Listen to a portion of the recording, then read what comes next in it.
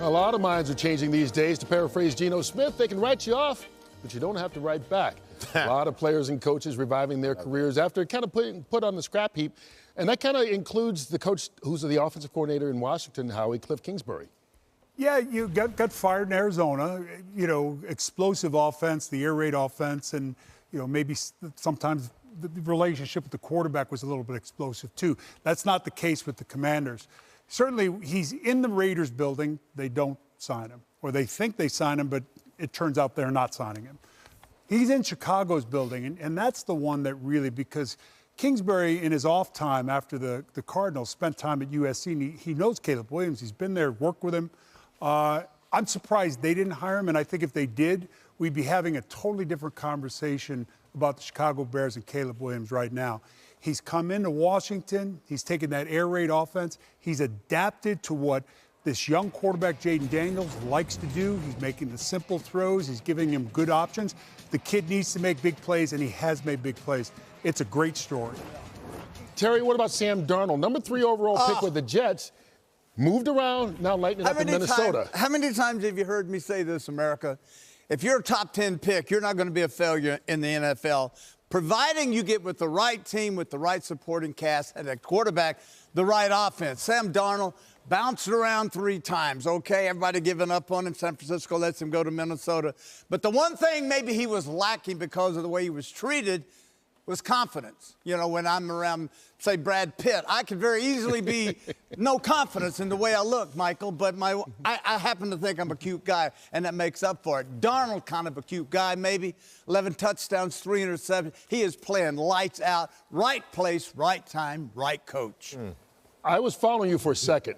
No, you still are. He lost me at looking like Brad Pitt. Exactly. All right, Michael, Justin Fields, Chicago moved on from him. Now he's playing well in Pittsburgh. Yeah, Justin Fields. I mean, Mike Tomlin has done a podcast, and he said this. He said, I love to hear coaches resist the responsibility of coaching.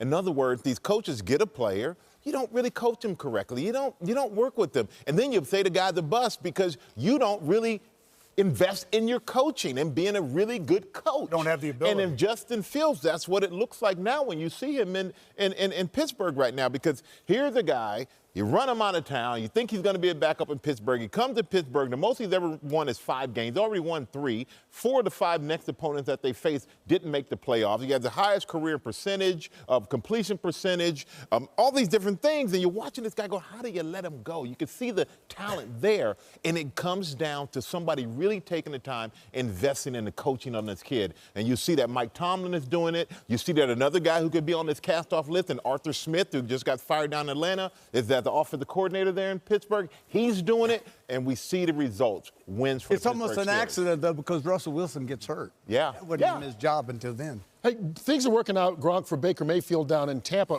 One-time number 1 pick, so we knew he had talent, but now he's on his 4th team lighting it up. Yes, Baker is a guy that actually had a lot of success when he first got into the NFL, leading the Cleveland Browns to a playoff victory and a playoff run. And then all of a sudden, after a couple years, I don't know, he was uncoachable, they were saying. Every couple players were turning on him. The organization were turning on him. They were losing games. They got him out of there. He went to the Panthers on a trade. And then from there, he went to the Los Angeles Rams under Coach Sean McVay. And that's when his career really rejuvenated. Whatever Coach Sean McVay did with Baker Mayfield reopened him up to be that quarterback he needed to be. Then Tampa needed a quarterback. Baker needed a place to land because he was not going to be in San Fran behind Matthew Stafford the whole time. And then a match made in heaven.